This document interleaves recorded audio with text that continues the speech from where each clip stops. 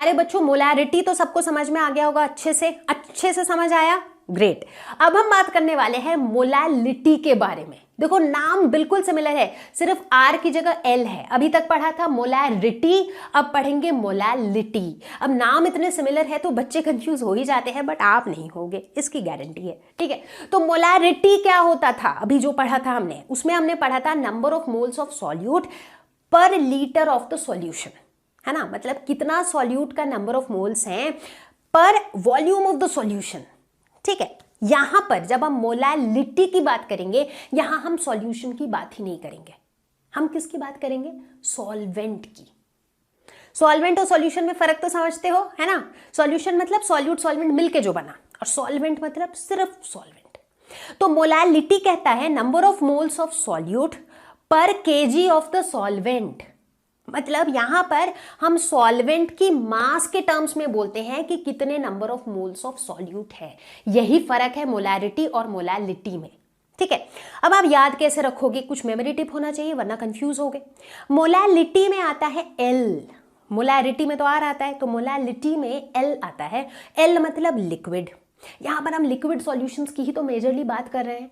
तो एल मतलब liquid, liquid मतलब सॉल्वेंट, ठीक है। तो जहां पर हम सॉल्वेंट के टर्म्स में बात करते हैं दैट इज मोलैलिटी।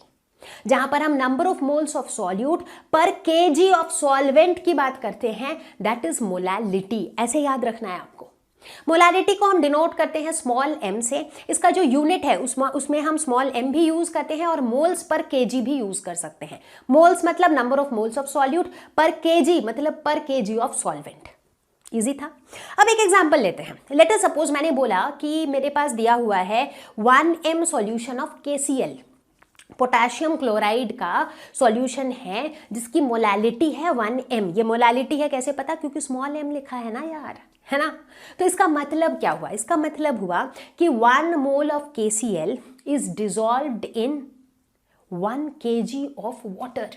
यहां पर हम सॉल्यूशन का वॉल्यूम का बात ही नहीं करेंगे, हम किसकी बात करेंगे, सॉल्यूट के कितने number of moles. KCl solute है, इसका कितने नंबर ऑफ मोल्स, 1 मोल्स। कितने kg ऑफ सॉल्वेंट में, इन 1 kg of water.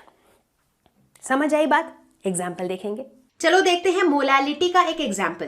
Calculate molality of 2.5 gram of ethanoic acid in 75 grams of benzene. ठीक है, मतलब ये जो सॉल्यूशन हम बना रहे हैं इसमें इथेनॉइक एसिड है और इसमें क्या है, इसमें बेंजीन है। ठीक, समझ आई बात। ओके, अभी अभी हमने क्या पढ़ा, मोलैलिटी के बारे में पढ़ा। तो मोलैलिटी हम कैसे निकालते हैं कि number of moles of solute, यानी कि इसमें number of moles of solute हमें चाहिए होता है, बट इन टर्म्स ऑफ किसका, जैसे कि मोलैरिटी में per unit volume of the solution होता था, यहां पर क्या होगा, per unit mass of the solvent.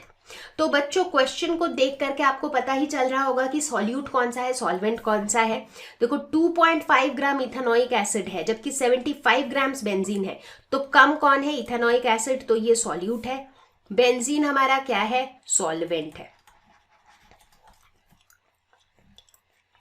ठीक है, अब चलो स्टेप बाय स्टेप चीजें निकालते हैं। सबसे पहले क्या निकालेंगे हम, let us find out number of moles of solute, और सॉल्यूट क्या है, ethanoic acid, that is CH3COOH।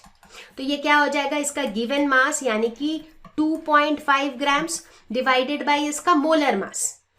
CH3COOH का मोलर मास निकालते हैं।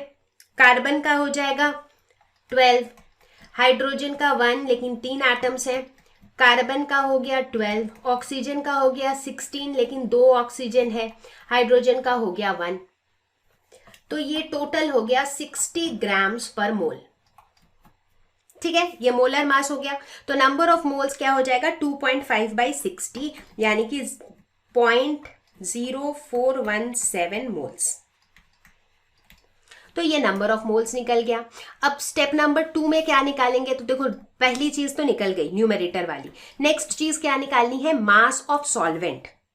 ठीक है, तो मास ऑफ सॉल्वेंट क्या है हमारे लिए, benzene C6H6। Mass of solvent कौन से यूनिट में चाहिए होता है, हमें केजी में चाहिए होता है। तो यहां पर दिया हुआ है 75 ग्राम्स, तो ग्राम्स को केजी में कन्वर्ट करेंगे तो 75/1000 केजी।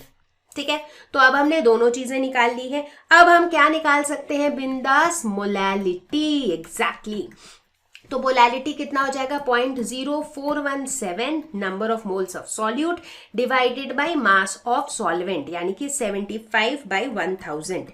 तो ये 1000 इधर आ जाएगा, इसकी वैल्यू निकालेंगे तो it will be 0.556 moles per KG, या फिर स्मॉल m।